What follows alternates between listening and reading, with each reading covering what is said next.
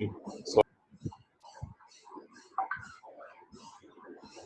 ये Rimsha attendance mark का होता है 146 जस्ट अगर पेज निकाल लें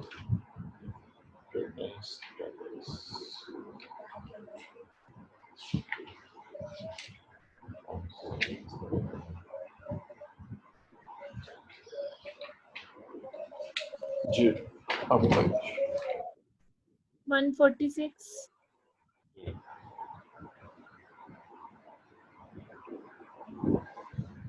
आगे 51 52 58 62 63 72 74 75 81 81 91 92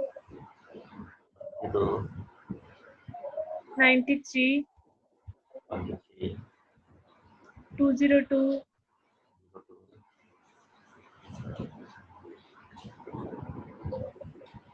204 208 209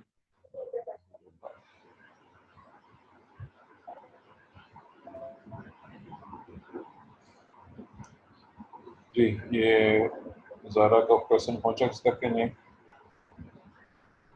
सर फिलहाल इतने ही है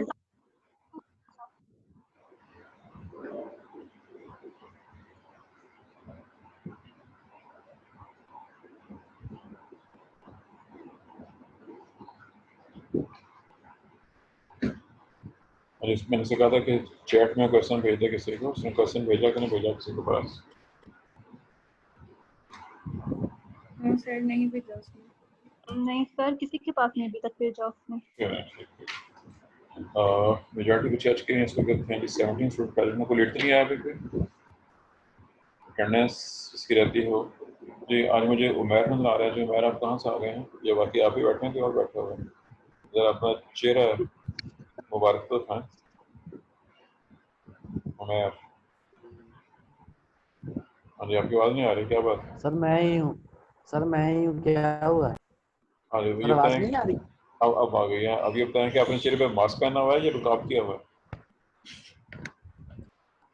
ये तस्वीर आपकी लगी हुई है क्यों सर क्या हुआ है मैं तस्वीर को देख रहा हूँ लग रहा है कि शायद मास्क पहना है या रुकाब किया हुआ है ये तस्वीर लगाई आपने डिस्प्ले पिक्चर की बात कर रहा हूँ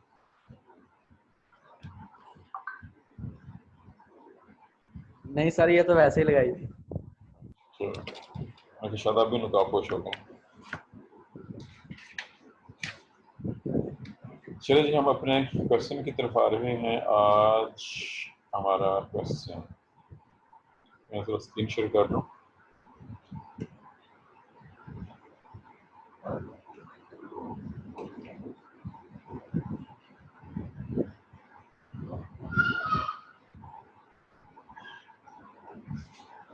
सर हमने मॉर्फोलॉजी पढ़ी है इसमें से लॉन्ग क्वेश्चन आता है दोबारा बताइए क्या पूछा आपने जो हमने मॉर्फोलॉजी पढ़ी है हाँ जी इसमें से लॉन्ग क्वेश्चन आता है लॉन्ग क्वेश्चन नहीं आएगा शॉर्ट क्वेश्चन एमसीक्यूज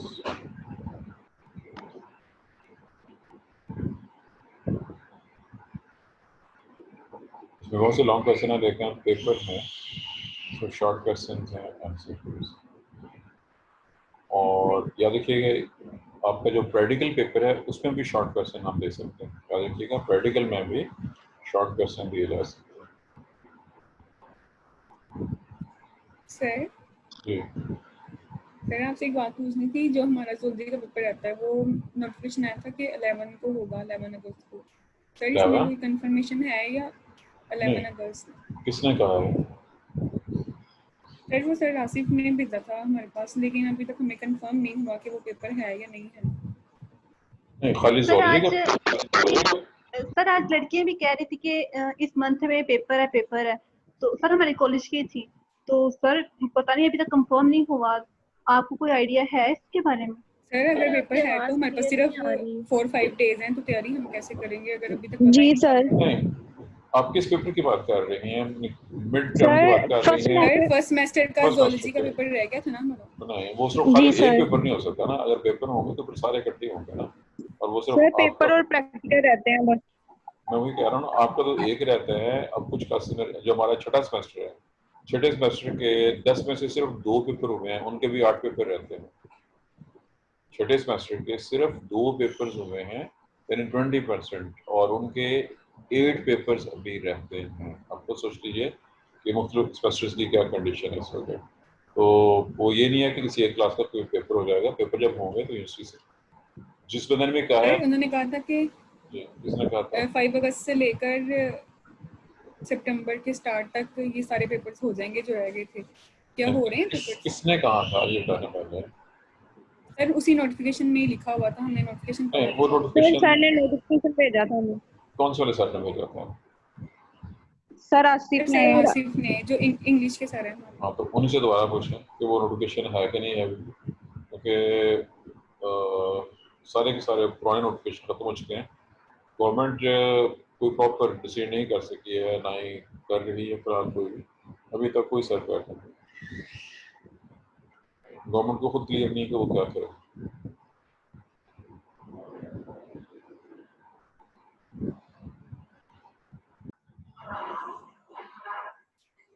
हाँ जी।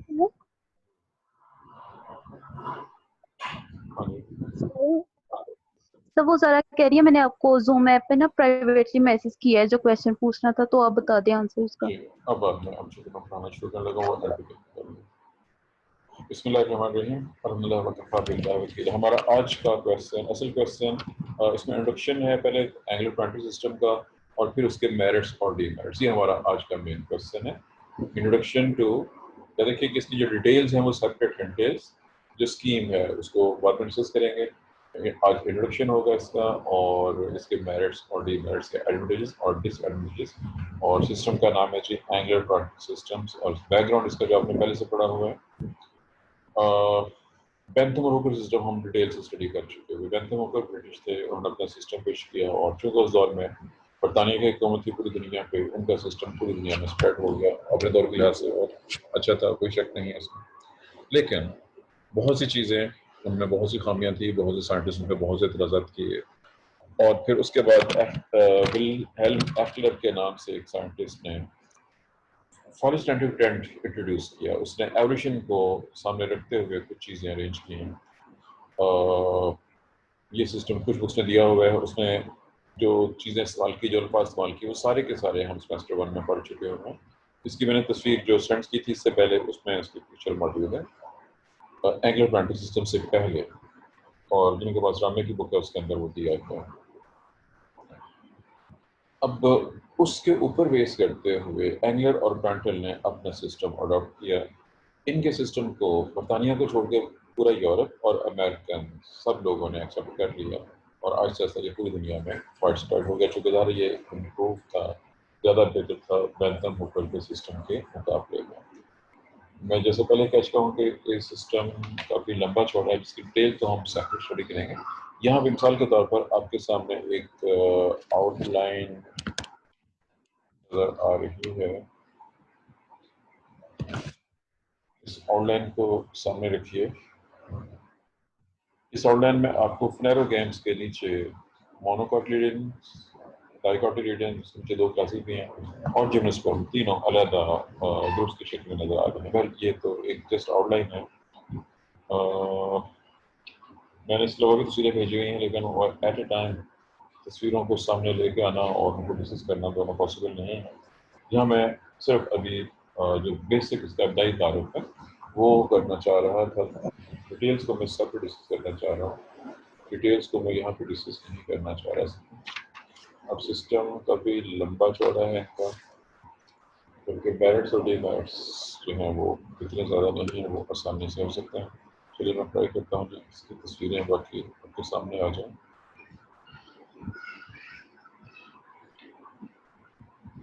जी, ये वाले सिस्टम्स का मैंने अभी जिक्र किया था। बेंथम और हुकर के सिस्टम को जिन लोगों ने मॉडिफाई किया, अडॉप्ट किया, या उसमें जो फाइल हेडेड इंट्रोड्यूस किया, ये वो है। और इसमें जो नेम्स आप देख सकते हैं विल्हेल्म एफलर के सिस्टम में, इसमें क्रिप्टोगैम्स और फ्लावर गेम्स, ये दो मेजर ग्रुप्स हैं। इसके अंदर आगे डिवीजन है, डिवीजन 1 थैलोफाइटा में एल्जियर फंडाई क्लासेस आपने पढ़ी हुई हैं पहले से, लेकिन अब इसको एस क्लासेस में, बल्कि एल्जियर फंडाई के अंदर जो ग्रुप्स हैं वो डिवीजन्स की शक्ल में, और ये जो डिवीजन है वो अपग्रेड हो चुके हैं। सेकंड डिवीजन ब्रायोफाइटा को हम डिटेल से पढ़ चुके हैं, यहाँ इसके दो क्लासेस हैं, अब इसकी 3 सब डिवीजन्स पढ़ी हुई हैं।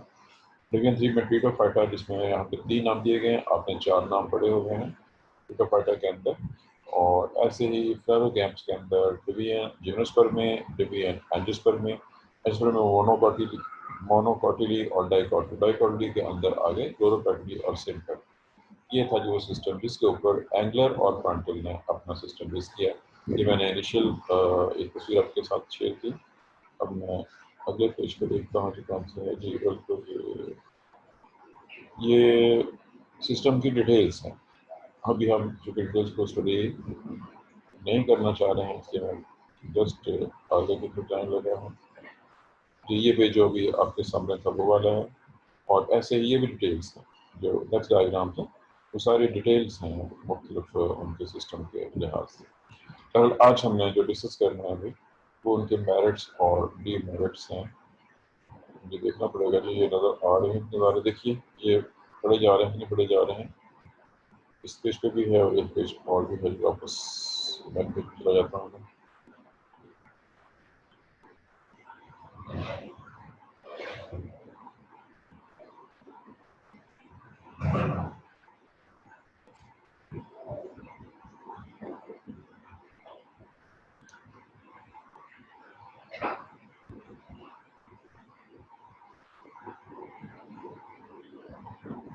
ये जरा मैं सिर्फ सिस्टम को देखने लगा था जी, तस्वीरें मुझे लगता है इसको मुझे दोबारा डिस्कस करना पड़ेगा जी। आज जैसे मैं पहले बताया कि अभी हम जो टॉपिक डिस्कस करने लगे हैं वो हैं जी इसके एडवांटेजेस और डिसएडवांटेजेस, इनको मेरिट्स और डीमेरिट्स भी कहा जाता है। और ये एंगुलर प्रांटल सिस्टम है। मैंने सिर्फ 2 बुक्स को डिस्कस कर रहा हूँ। पहले 2 बुक्स और भी पढ़ी हुई हैं, अगर उनको भी साथ शामिल करता हूँ तो फिर ये टॉपिक बहुत ही लेंथी हो जाएगा, और इतना लेंथी पॉसिबल नहीं है इसको प्रिपेयर करना। शॉर्ट क्वेश्चन करने के चांसेस ज़्यादा हैं मेरिट डीमेरिट्स के, और एज लॉन्ग क्वेश्चन अगर करते हैं तो बहुत आपके लिए वो मुश्किल हो जाएगा, इतना नहीं आ सकता। चॉइसेस हमारे पास बहुत ज़्यादा होती हैं और क्वेश्चन हमें बहुत कम आते होते हैं। एनी हाउ, सबसे पहले है जी खूबियाँ, merits, advantages of the system, angular प्रांटल सिस्टम।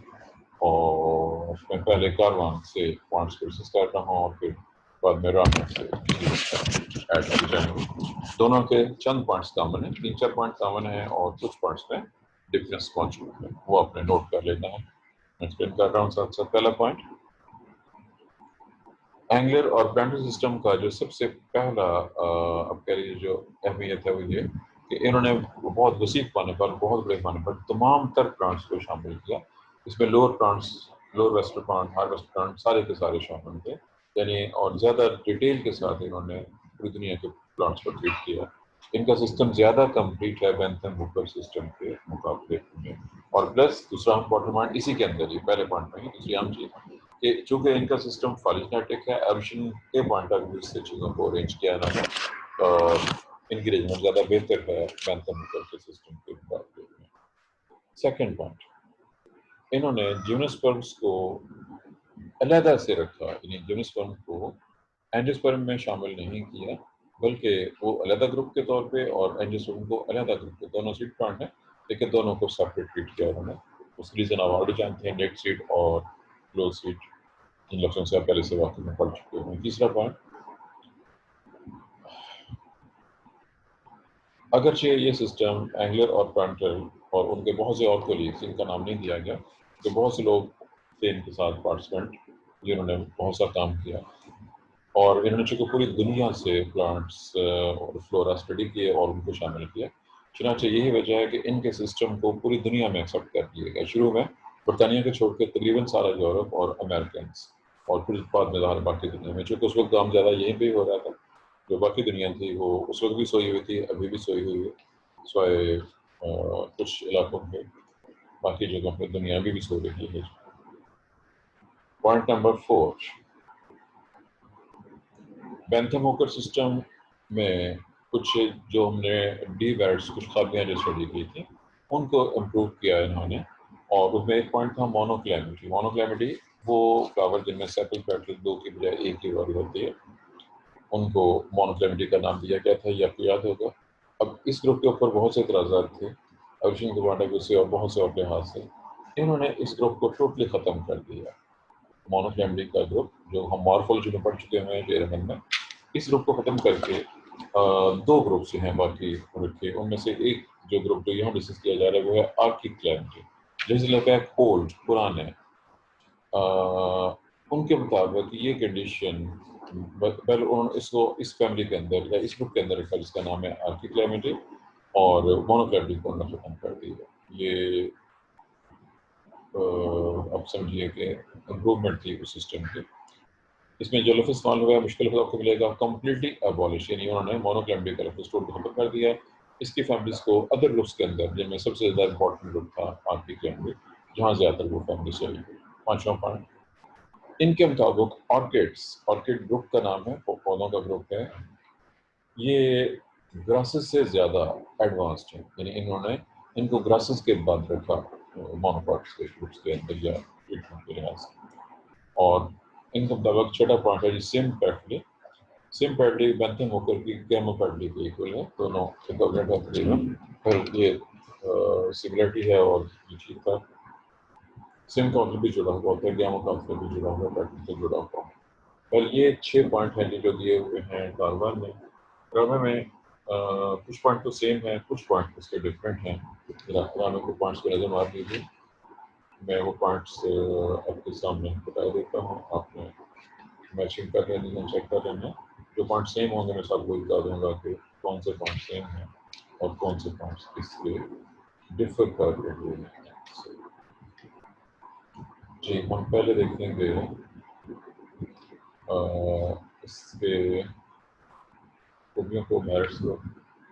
पहला पॉइंट सेम है दोनों में, मोनोक्लेमिटी का खात्मा। डिटेल ज़्यादा कार्बन में है, रामे ने कम डिटेल दी है। इसकी सेकंड पॉइंट सिम्पैथी का, ये पॉइंट भी सेम है, इसमें कोई फर्क नहीं है। जो आखिरी पॉइंट का नाम है जिसका दूसरा पॉइंट है। तीसरा पॉइंट जिन्होंने उनको ट्रीट किया सेपरेटली, ये पॉइंट भी सेम है, ये पॉइंट सेम हो गया चाहता है जी। ये पॉइंट डिफरेंट है। The families with inferior ovary are treated in the last. The advancement is from the hypogyny to complete epigyny. चौथा पॉइंट, ये पॉइंट ज़्यादा इंपॉर्टेंट है। रामे के अंदर जो चौथा पॉइंट दिया गया है ये अपने कार्बन के साथ अटैच कर देना है, क्योंकि इसमें ये पॉइंट नहीं है। इन्होंने वो खामी जो थी बेंथम होकर सिस्टम की उसको इम्प्रूव किया, और वो फैमिली जिनमें इंफीरियर ओवरी थी उनको एंड के ऊपर प्लेस किया, इंफीरियर को पहले और इंफीरियर को बाद में। संस्बान में ये कह लीजिए कि एवोल्यूशन के पॉइंट ऑफ व्यू से पहले सुपीरियर ओवरी और आखिर में इंफीरियर ओवरी का एवोल्यूशन हुआ, चुनांचे इंफीरियर ओवरीज को एंड के ऊपर ट्रीट किया। ये पॉइंट आपने खास तौर पर याद भी रखना है और ऐड करना है, चूँकि कार्बन में ये पॉइंट से। और जी, 5वां पॉइंट सेम है। सेम का मतलब है कि ये दोनों में मौजूद है, और ऑर्किड फैमिली के हवाले से सिर्फ एक पॉइंट का डिफरेंस है। चौथा पॉइंट रामे का ये खास तौर पर ऐड करना है, चूँकि ये पॉइंट मिसिंग है कार्बन के। यहाँ पे सवाल का एक हिस्सा मुकम्मल हो गया है, और ये हिस्सा था जी इसके सिस्टम की मेरिट्स हो गया। मैं इसको